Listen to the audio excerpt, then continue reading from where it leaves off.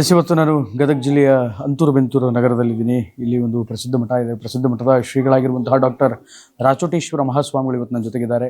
ಗದಗಿನ ಜನರ ಮುಖದಲ್ಲಿ ಮತ್ತು ರೈತರ ಮುಖದಲ್ಲಿ ಸಂತಹಾಸವನ್ನು ಮೂಡಿಸೋದಕ್ಕೆ ಮತ್ತು ವಿಶೇಷವಾಗಿ ಮಳೆ ಪ್ರಾಪ್ತಿಯಾಗೋದಕ್ಕೆ ಅಂತ ಹೇಳಿ 33 ದಿನಗಳ ಕಾಲ ಜೀವಂತ ಸಮಾಧಿ ಪ್ರವೇಶವನ್ನು ಮಾಡಿದರು. ಅದನ್ನು ಜಯಿಸಿ ಬಂದಿದ್ದಾರೆ.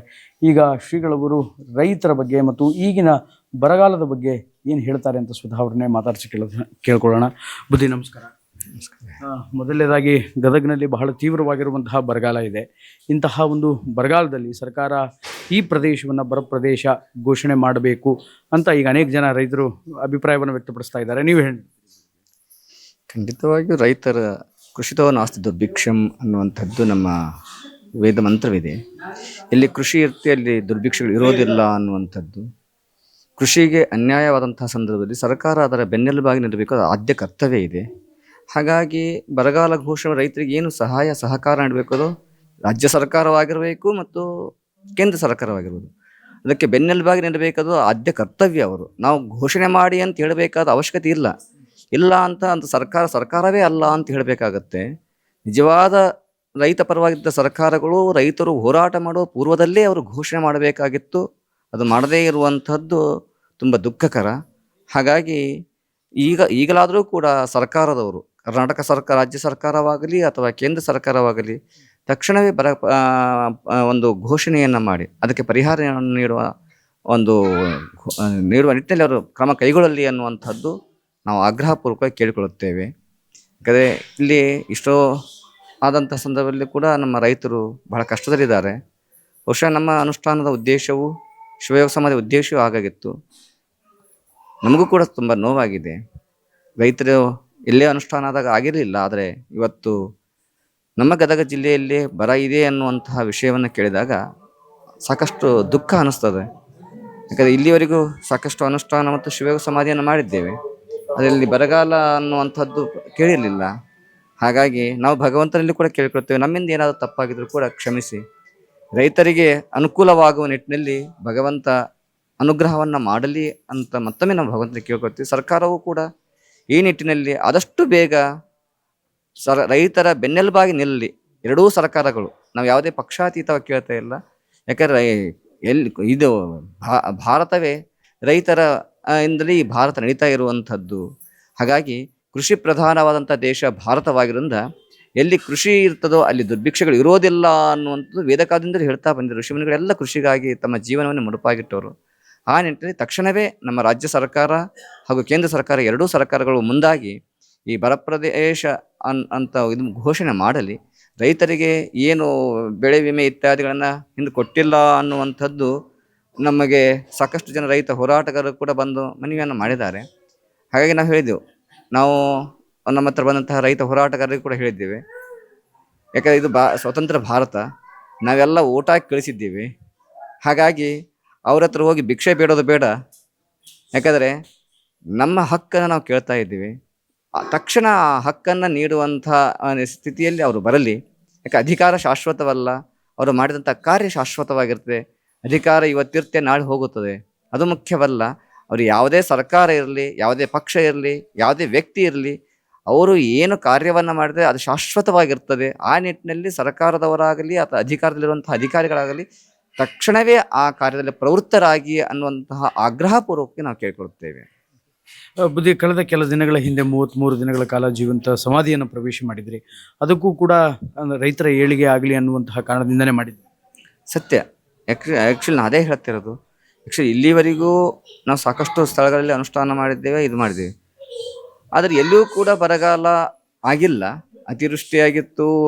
ಕಳೆದ ದಸರಾದಲ್ಲಿ ಮಾಡಿದಾಗ ಬಹುಶಃ ನಾವು ಜಲಸಮಾಧಿ ಆಗೋ ಸ್ಥಿತಿಯಲ್ಲೇ ಇದ್ದೆವು. ಕೂಡಲ ಸಂಗಮ ಚಿತ್ತಾಪುರ ತಾಲೂಕಲ್ಲಿ ಮಾಡಿದಂಥ ಸಂದರ್ಭದಲ್ಲಿ ಅಲ್ಲಿಯ DC ಅವರು ನಮ್ಮ ಅನುಷ್ಠಾನ ಸಮಯದಲ್ಲಿ ಇಲ್ಲ, ಜೀವ ಉಳಿಯೋದು ಮುಖ್ಯ ಅಂತ ಕೇವಲ 4 ಇಂಚ್ ನೀರು ಬಂದಿತ್ತು ಅಂದರೆ ನಾವು ಒಳಗೆ ಮುಳುಗಿರ್ತಿದ್ದೆವು. ಅಂತಹ ಸ್ಥಿತಿಯಲ್ಲೂ ಕೂಡ ನಾವು ಅನುಷ್ಠಾನವನ್ನು ಬಿಡಲಿಲ್ಲ. ಬಹುಶಃ ಅಲ್ಲಿ ಅತಿವೃಷ್ಟಿ ಆದಂಥ ಸಂದರ್ಭದಲ್ಲಿ ಅಲ್ಲಿ ಪರಿಹಾರಕ್ಕಾಗಿ ಹೇಳಿದ್ರು. ಬಹುಶಃ ಅಲ್ಲೂ ಕೂಡ ಪರಿಹಾರ ನೀಡಿದ್ದಾರೆ. ಆದರೆ ಅಷ್ಟರ ಮಟ್ಟಿಗೆ ನೀಡಲಿಲ್ಲ ಅಂತ ಆರೋಪ ಕೂಡ ಇದೆ. ಜಲಪ್ರವಾಹ ಆದಾಗ ಈಗ ಕೆಲವು ಸಂದರ್ಭದಲ್ಲಿ ಆಗ್ತಾ ಇರ್ತದೆ. ಭಗವಂತ ಎಲ್ಲವನ್ನು ಪರೀಕ್ಷೆ ಮಾಡ್ತಾ ಇರ್ತಾನೆ. ಆ ಪರೀಕ್ಷೆಗೆ ಒಳಪಟ್ಟಾಗ ನಾವು ದೃಢ ನಿರ್ಧಾರವನ್ನು ಮಾಡಬೇಕು, ದೃಢ ಸಂಕಲ್ಪನ ಮಾಡಬೇಕಾಗುತ್ತೆ. ಹಾಗಾಗಿ ಭಗವಂತನ ಒಂದು ಸಂಕಲ್ಪ ಏನಾಗಿತ್ತೋ ಗೊತ್ತಿಲ್ಲ. ಹಾಗೆ ನಮ್ಮ ಮಾಡುವ ಸಂದರ್ಭದಲ್ಲಿ ತಪ್ಪುಗಳಾಗಿರ್ಬೋದು, ನಾವು ಅದು ಭಗವಂತನಿಂದ ಕ್ಷಮೆಯನ್ನು ಕೇಳ್ತಾ ಇದ್ದೀವಿ. ಏನೇ ತಪ್ಪಾಗಿದ್ರು ಕೂಡ ನಮಗೆ ಕ್ಷಮೆ ಕೇಳಿ, ನಮಗೆ ಯಾವ ಶಿಕ್ಷೆ ಕೊಟ್ಟರು ಪರವಾಗಿಲ್ಲ, ರೈತರಿಗೆ ಒಳಿತಾಗಬೇಕು ಅನ್ನುವುದೇ ಮೂಲ ಉದ್ದೇಶವಾಗಿದೆ. ನಮಗೆ ಅನುಷ್ಠಾನದ ಉದ್ದೇಶ ಎರಡು ಮುಖ್ಯವಾಗಿರ್ತವೆ. ಒಂದು ರೈತರಿಗೆ, ದೇಶವನ್ನು ಕಾಯುವಂಥ ಯೋಧರಿಗೆ, ಇವರಿಬ್ಬರು ಅತ್ಯಂತ ಪ್ರಧಾನವಾಗಿ. ಯಾಕಂದರೆ ದೇಶ ಸಂರಕ್ಷಿತವಾಗಿರುವ ಯೋಧರು, ಅವರ ರಕ್ಷಣೆ ನಾವು ಮುಖ್ಯವಾಗಿರುತ್ತೆ. ರೈತರಿದ್ದರೆ ಈ ದೇಶ ಸುಭಿಕ್ಷವಾಗಿರ್ತದೆ ಅನ್ನುವ ದೃಷ್ಟಿಯಿಂದ ಈ ಎರಡು ಅತ್ಯಂತ ಪ್ರಧಾನ ಸಂಕಲ್ಪ. ಯಾವುದೇ ಅನುಷ್ಠಾನ ಮಾಡುವ ಅದು ಪ್ರಧಾನವಾಗಿ ಅದೇ ಇರುತ್ತದೆ. ಇವತ್ತು ರೈತರೇ ತೊಂದರೆಯಲ್ಲಿ ಇದ್ದಾರೆ ಅನ್ನುವಂಥದ್ದು ಕೇಳ್ಕೊಂಡಾಗ ಬಹಳ ನೋವಾಗಿದೆ.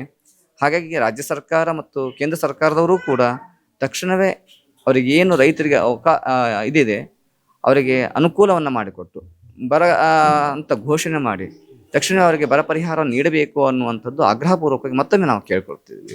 ಮತ್ತೆ ಗದಗಿನಲ್ಲಿ ಈಗ ಒಂದು ವಿಭಿನ್ನ ಅಭಿಯಾನ ಅನ್ನುವಂಥದ್ದು ನಡೀತಾ ಇದೆ. ಅಂದರೆ ಗದಗಿನಲ್ಲಿ ಕೆಲ ಪ್ರಾಥಮಿಕ ಯೋಜನೆಗಳು ಸಿಗ್ತಾ ಇಲ್ಲ ಜನಗಳಿಗೆ, ಮತ್ತು ಬರ ಪ್ರದೇಶ ಅಂತ ಘೋಷಣೆ ಮಾಡಬೇಕು ಅನ್ನುವಂಥ ನಿಟ್ಟಿನಿಂದ ರಕ್ತ ಸಹಿ ಸಂಗ್ರಹವನ್ನು ಮಾಡ್ತಾ ಇದ್ದಾರೆ. ಇದರ ಬಗ್ಗೆ ನಿಮ್ಮ ಅಭಿಪ್ರಾಯವೇನು? ಅಂದರೆ ಆ ರಕ್ತ ಸಹಿ ಸಂಗ್ರಹದ ಪತ್ರವನ್ನು ಕೇಂದ್ರದ ಪ್ರಧಾನಮಂತ್ರಿಗಳಿಗೆ ಮತ್ತು ರಾಜ್ಯದ ಮುಖ್ಯಮಂತ್ರಿಗೆ ರವಾನೆ ಮಾಡುವಂತಹ ಕಾರ್ಯವನ್ನು ನಡೀತಾ ಇದೆ. ಈ ಯೋಜನೆ ಬಗ್ಗೆ ಏನು? ವಾಸ್ತವ ಅಂತಂದರೆ ರಕ್ತದ ಸಹಿ ಆಗ್ತಾ ಇದೆ ಅನ್ನುವಂಥದ್ದು, ಈ ಸಹಿ ಆಗೋವರೆಗೂ ಕೂಡ ಇಂಟೆಲಿಜೆನ್ಸ್ ರಿಪೋರ್ಟ್ ಅಂತ ಇದ್ದೇ ಇರ್ತದಲ್ಲ. ಕೇಂದ್ರ ಸರ್ಕಾರವಾಗಿರ್ಬೋದು ಅಥವಾ ರಾಜ್ಯ ಸರ್ಕಾರವಾಗಿರ್ಬೋದು, ಇಷ್ಟರ ಮಟ್ಟಿಗೆ ಅವರು ಹಿನ್ನಡೆಯಲ್ಲಿದ್ದಾರೆ ಅನ್ನುವಂಥದ್ದು. ಯಾಕಂದರೆ ಇಂಟೆಲಿಜೆನ್ಸಿ ರಿಪೋರ್ಟ್ ಏನು ಮಾಡ್ತಾ ಇದೆ ಅನ್ನೋದು ಒಂದು ಪ್ರಶ್ನೆ ಬರ್ತದೆ. ಯಾಕಂದರೆ ಇಷ್ಟರ ಮಟ್ಟಿಗಿದ್ದರೂ ಕೂಡ ಕೇಂದ್ರ ಸರ್ಕಾರವೂ ಕಣ್ಣು ಮುಚ್ಚಿಕೊಂಡು ಕೂಡ್ತಿದೆ, ರಾಜ್ಯ ಸರ್ಕಾರದವರಿಗೂ ಕೂಡ ಕಣ್ಣು ಕಾಣ್ತಾ ಇಲ್ಲ ಅನ್ನುವಂಥದ್ದು ಭಾಳ ದುಃಖದ ಸಂಗತಿ ಆಗ್ತದೆ. ಹಾಗೆ ರೈತರು ಅಥವಾ ಇಲ್ಲಿ ಪ್ರತಿಯೊಂದು ವಿಷಯದಲ್ಲೂ ಕೂಡ ನಾವು ಯೋಚನೆ ಮಾಡಿದಂಥ ಸಂದರ್ಭದಲ್ಲಿ ಈ ರೀತಿ ಆಗುವ ಅವಶ್ಯಕತೆ ಇಲ್ಲ. ಯಾಕಂದರೆ ನಮ್ಮ ರಾಜ್ಯ ಸರ್ಕಾರದವರು ಬಸವಣ್ಣನವರ ಕರ್ನಾಟಕ ಸಾಂಸ್ಕೃತಿಕ ನಾಯಕ ಅಂತ ಹೆಸರು ಕೊಟ್ಟಿದ್ದಾರೆ. ಬಟ್ ಕೇವಲ ಆತನ ಕರ್ನಾಟಕ ಸಾಂಸ್ಕೃತಿಕ ನಾಯಕ ಅಂತ ಹೆಸರು ಕೊಟ್ಟ ತಕ್ಷಣ ಬಸವಣ್ಣನಿಗೆ ಗೌರವ ಕೊಟ್ಟಂಗೆ ಆಗೋದಿಲ್ಲ. ಬಸವ ತತ್ವ ಏನಿದೆ, ಎಲ್ಲರೂ ಸಮಸಮಾಜ ನಿರ್ಮಾಣ ಮಾಡಬೇಕು ಅನ್ನೋದಾಗಿತ್ತು. ರೈತರಿಗೆ ಅನ್ಯಾಯವಾದಂತಹ ಸಂದರ್ಭದಲ್ಲಿ ಕಾಯಕ ಕೈಲಾಸ ಅಂತ ಹೇಳಿದಂತಹ ಯಾವ ಬಸವಣ್ಣನ ನಾಡಿನಲ್ಲಿ, ಕರ್ನಾಟಕ ರಾಜ್ಯದಲ್ಲಿ ಈ ಪರಿಸ್ಥಿತಿ ಬಂದಿದೆ ಅಂತಂದರೆ ಅವರಿಗೆ ನೀವು ಬರೀ ಕರ್ನಾಟಕ ಸಾಂಸ್ಕೃತಿಕ ನಾಯಕ ಅಂತ ಹೆಸರು ಕೊಡುವುದರಿಂದಲ್ಲ, ಕಾರ್ಯವನ್ನು ಮಾಡೋದ್ರಿಂದ ಬಸವಣ್ಣನ ಹೆಸರನ್ನು ಉಳಿಸಬೇಕು ಅನ್ನುವಂಥದ್ದು. ರೈತರಿಗೆ ಬೆನ್ನೆಲುಬಾಗಿ ಯಾವ ಉದ್ಯೋಗದಲ್ಲಿ ಆಗಿರಬಹುದು ಎಲ್ಲದಲ್ಲೂ ಕೂಡ ಹಿಂದುಳಿತಾ ಇದೆ, ಅದು ಆಗಬಾರ್ದು. ಇನ್ನು 12ನೇ ಶತಮಾನದ ಕಾಯಕವೇ ಕೈಲಾಸ ಅಂತ ಹೇಳಿದರು. ಎಲ್ಲ ನಿಟ್ಟಿನಲ್ಲೂ ಕೂಡ ಬಸವಾದಿ ಶರಣರ ತತ್ವ ಏನಿತ್ತು, ಸಮಸಮಾಜ ನಿರ್ಮಾಣ ಮಾಡುವಂಥದ್ದೇ ಮುಖ್ಯ ಗುರಿಯಾಗಿತ್ತು. ಮತ್ತು ಕಾಯಕವೇ ಕೈಲಾಸ, ವೃತ್ತಿ ಚೈತನ್ಯ ರೂಪಿಣಿ ಅನ್ನುವಂಥದ್ದು. ಯಾಕಂದರೆ ಇವತ್ತು ಉದ್ಯೋಗದಲ್ಲಿ ಭದ್ರತೆ ಇಲ್ಲ, ಇವೆಲ್ಲವೂ ಕೂಡ ಏನಾಗ್ತಾ ಇದೆ, ರೈತರಿಗೆ ಭದ್ರತೆ ಇಲ್ಲ, ಉದ್ಯೋಗ ಭದ್ರತೆ ಇಲ್ಲ. ಹೀಗಾಗಿ ನಮ್ಮ ಏನು ಬಸವಣ್ಣನಿಗೆ ಸಾಂಸ್ಕೃತಿಕ ನಾಯಕ ಅನ್ನುವಂಥ ಬಿರುದು ಕೊಟ್ಟಂಥ ಸರ್ಕಾರವು ಅದಕ್ಕೆ ಬೆನ್ನೆಲುಬಾಗಿ ನಿಲ್ಲಬೇಕೆ ಹೊರತಾಗಿ ಕೇವಲ ಫೋಟೋ ಹಾಕುವ ಉದ್ದೇಶದಿಂದ ಆ ರೀತಿ ಕೊಟ್ಟು ಪ್ರಯೋಜನ ಆಗೋದಿಲ್ಲ. ಬಸವಾದಿ ಪ್ರಮಥರ ಉದ್ದೇಶವೇನಾಗಿತ್ತು ಅದು ಸಫಲವಾಗಬೇಕು ಅಂದಾಗ ರೈತರ ಪರವಾಗಿ ಆಗಿರಲಿ, ಯುವಕರ ಪರವಾಗಿ ಆಗಲಿ, ಯಾಕಂದರೆ ನಿರುದ್ಯೋಗ ಸಮಸ್ಯೆ ನಿವಾರಣೆ ಮಾಡುವ ವಿಷಯದಲ್ಲಾಗಲಿ ಯಾವಾಗ ಸದೃಢ ಮನಸ್ಸಿನಿಂದ ಸರ್ಕಾರ ನಿಲ್ಲುತ್ತದೋ ಅವತ್ತು ಆ ಬಸವಣ್ಣನಿಗೆ ಕೊಟ್ಟಂಥ ಗೌರವ ಉಳಿತದೆ ಹೊರತಾಗಿ ಕೇವಲ ಒಂದು ಬೋರ್ಡ್ ಹಾಕೋದ್ರಿಂದ ಬಸವಣ್ಣನ ಸಾಂಸ್ಕೃತಿಕ ನಾಯಕ ಅಂತ ಕೇವಲ ಒಂದು ಎಲ್ಲೋ ಬೋರ್ಡ್ ಹಾಕಿದ್ರೆ ಆಗೋದಿಲ್ಲ. ಅವರಿಗೆ ಸಂಪೂರ್ಣ ಯುವಕರಿಗೆ ಮತ್ತು ರೈತರಿಗೆ ಬೆನ್ನೆಲುಬಾಗಿ ನಿಂತು ಕಷ್ಟದಲ್ಲಿ ಅವರು ಸದೃಢವಾಗಿ ನಿಲ್ಲಬೇಕು ಸರ್ಕಾರ ಅನ್ನುವಂಥದ್ದೇ ನಮ್ಮ ಆಗ್ರಹ. ಬುದ್ಧಿ ಕೊನೆಯದಾಗಿ ಧೃತಿಗೆಟ್ಟಂತಹ ರೈತರಿಗೆ, ಅಂದರೆ ಬರಗಾಲದಿಂದ ಧೃತಿಗೆಟ್ಟಂತಹ ರೈತರಿಗೆ ಏನು ಹೇಳೋದಕ್ಕೆ ಬಯಸ್ತೀರಿ? ನಿಮ್ಮ ಒಂದು ಅನುಗ್ರಹ ಸಂದೇಶ. ಒಂದು, ಯಾಕಂದರೆ ನಾವು ಯಾವತ್ತೂ ಹೇಳ್ತಾ ಇದ್ವಿ, ಯಾಕಂದರೆ ನೀವು ಯಾರನ್ನು ನಮ್ಮ ಭಗವಂತ ನಂಬಿ ನಿಮ್ಮ ಭಗವಂತ ಕೈ ಹಿಡದೇ ಹಿಡಿತೇನ. ಯಾಕಂದರೆ ನಾವು ಸರ್ಕಾರಕ್ಕೆ ಆಗ್ರಹ ಮಾಡ್ತೀವಿ ಹೊರತಾಗಿ ಯಾಕೆ ಸರ್ಕಾರಕ್ಕೆ ಆದೇಶ ಮಾಡೋಕ್ಕಾಗೋದಿಲ್ಲ, ಯಾಕೆಂದರೆ ಅವರು ಅಧಿಕಾರದಲ್ಲಿರುವಂಥವ್ರು. ಆದರೆ ಯಾವುದೇ ಕಾರಣಕ್ಕೂ ರೈತರು ಧೃತಿಗೆಡಬೇಡಿ. ಒಂದು ತಗೊಂಡ್ರೂ ಕೂಡ ಭಗವಂತ ಇನ್ನೊಂದು ಮಾರ್ಗ ತೋರಿಸ್ತಾನೆ. ಯಾರು ಯುವಕರಾಗಿರ್ಬೋದು, ಯಾರೇ ಆಗಿರ್ಬೋದು, ಇಲ್ಲಿ ಆತ್ಮಹತ್ಯೆ ಇತ್ಯಾದಿಗಳಿಗೆ ಒಳಗಾಗಬಾರ್ದು. ಯಾಕಂದರೆ ಮೊದಲು ಧೈರ್ಯ ಧನಾಹಿ ಸಾಧವಾಹ ಅಂತ ಎಲ್ಲ ಯುವಕರು ಅಥವಾ ರೈತರಿಗೆ ಹೇಳೋದಷ್ಟೇ, ಮೊದಲು ಧೈರ್ಯ ತಾಳ್ರಿ. ಭಗವಂತ ಇವತ್ತೆಲ್ಲ ಇನ್ನೊಂದು ಮಾರ್ಗ ತೋರಿಸ್ತಾನೆ. ಹಿಂದೆ ಬರಗಾಲ ಬಂದಂತಹ ಸಂದರ್ಭದಲ್ಲಿ ನಮ್ಮ ಚಿತ್ತಾಪುರದಲ್ಲಿ ಆದಂಥ ಸಂದರ್ಭ ಅವರಿಗೆ ಅದೇ ಹೇಳಿದೆವು, ಈ ಒಂದು ಬೆಳೆ ಹೋದ್ರೂ ಪರವಾಗಿಲ್ಲ, ಇನ್ನೊಂದು ಬೆಳೆ ನಿಮಗೆ ಮಿತಿಮೀರಿ ಭಗವಂತ ಕೊಡ್ತಾನೆ ಅಂತ ಹೇಳಿದ್ದೆವು. ಬಹುಶಃ ಅವರಿಗೆ ಆಗಿದೆ ಕೂಡ. ಹಾಗಾಗಿ ಇವತ್ತು ರೈತರು ಹೇಳ್ತಾ ಇದ್ದೀವಿ, ಇವತ್ತು ನೀವೇನು ಧೃತಿಗೆಡಬೇಡಿ, ಸರ್ಕಾರ ನಿಮ್ಮ ಜೊತೆ ಇರಲಿ ಬಿಡಲಿ, ಭಗವಂತ ನಿಮ್ಮ ಜೊತೆ ಇದ್ದಾನೆ. ಸರ್ಕಾರದವರು ಯಾಕಂದ್ರೆ ಕೇವಲ ವೋಟ್ ಬ್ಯಾಂಕಿನ ಉದ್ದೇಶದಿಂದ ಅವರು ಏನು ಬೇಕಾದ್ರೂ ಮಾಡಬಹುದು. ಆದರೆ ಭಗವಂತ ನಿಮ್ಮ ಜೊತೆಗಿದ್ದಾನೆ, ಈಶ್ವರ ನಿಮ್ಮ ಜೊತೆಗಿದ್ದಾನೆ, ಧೃತಿಗೆಡಬೇಡಿ.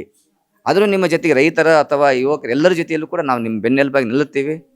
ನಮಗೆ ಸರ್ಕಾರದವರು ಮುಖ್ಯ ಅಲ್ಲ, ಇಡೀ ಭಾರತ ದೇಶ ಮುಖ್ಯವಾಗಿದೆ. ಎಲ್ಲರೂ ಒಂದಾಗಿ ಹೋಗಬೇಕಾಗುತ್ತದೆ. ಸರ್ಕಾರ ಇವತ್ತು ಒಂದು ಬರುತ್ತೆ, ಇನ್ನೊಂದು ಹೋಗ್ತಾ ಇರ್ತದೆ. ಯಾಕಂದರೆ ಎಲ್ಲ ಆಯ್ಕೆ ಮಾಡುವಂಥವ್ರು ಪ್ರಜೆಗಳೇ ಆಗಿರೋದ್ರಿಂದ.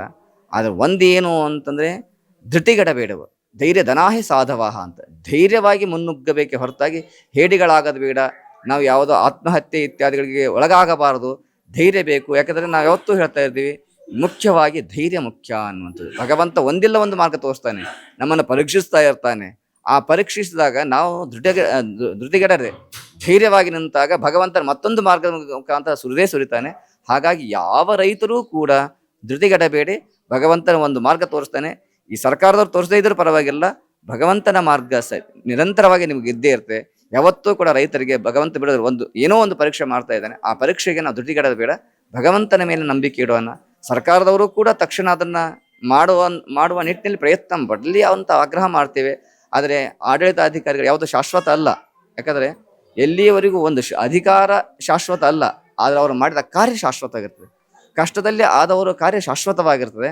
ಹಾಗಾಗಿ ನಾವು ಸರ್ಕಾರಕ್ಕೆ ಆಗ್ರಹ ಮಾಡುತ್ತೇವೆ. ಆದರೆ ರೈತರಿಗೆ ಅಥವಾ ಯುವಕರಿಗೆ ಹೇಳುವಂಥದ್ದು ಉದ್ದೇಶ ಇಷ್ಟೇ, ನೀವು ಧೃತಿಗೆಡಬೇಡಿ, ಆತ್ಮಹತ್ಯೆಯಂತಹ ಕಾರ್ಯಗಳಿಗೆ ಹೋಗಬೇಡಿ. ಯಾಕಂದರೆ ನಿಮ್ಮ ಜೊತೆ ಭಗವಂತ ಇದ್ದಾನೆ.